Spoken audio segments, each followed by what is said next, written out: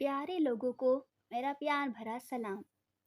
आज की कहानी शुरू करने से पहले हमारे चैनल को सब्सक्राइब करें और बेल आइकन को प्रेस करना ना भूलें।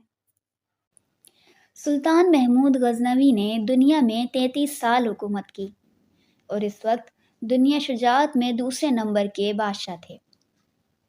पहले नंबर पर चंगेज़ खान था, दूसरे पर सुल्तान महमूद गजनवी, तीसरे नंबर पर सिकंदर यूनानी और चौथे नंबर पर तैमूर लंग था और ये दूसरे नंबर का बादशाह था। सुल्तान महमूद गजनवी 410 हिजरी में सुल्तान महमूद गजनवी की वफ़ात हुई। डबल डबल लिख दिया लिखा क्या है समझ नहीं आया। या तो ये इधर से नाम नहीं पढ़ो, यहीं से पढ़ो 410 से खाली। 410 हिजरी में सुल्तान महमूद गजनवी की वफ़ात हुई।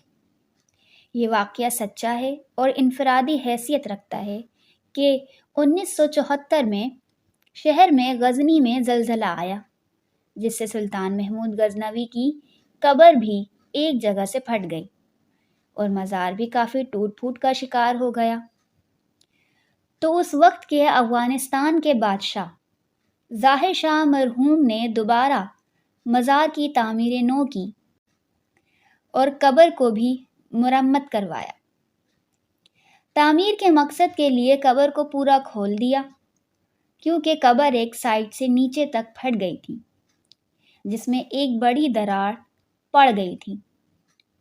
जब कब्र को खोला गया तो कब्र के मेमार और कब्र की ज़ियारत करने वाले लोग हैरान रह गए कि 1000 साल पहले दफन किया गया ताबूत और उसकी लकड़ी बिल्कुल वैसी की वैसी सही सलामत पड़ी है।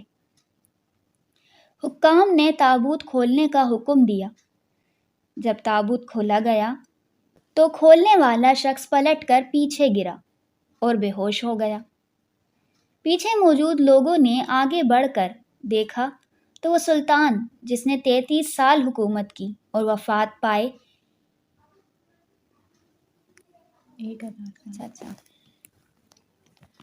जिसने 33 साल हुकूमत की और वफ़ात पाए 1000 साल का अरसा गुजर चुका था, वो अपने ताबूत में ऐसे पड़े थे कि कोई अभी अभी इस मैयत को रख कर गया है।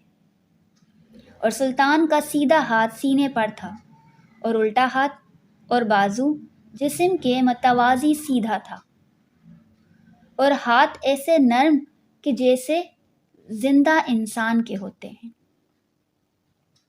जबकि वफ़ात पाए 1000 साल से ज़ायद का अरसा बीत चुका था।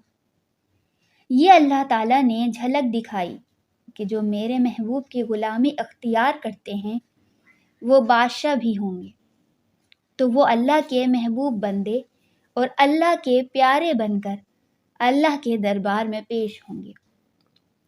ज़िंदगी मुख्तसर है और वक्त तेज़ी से गुज़र रहा है।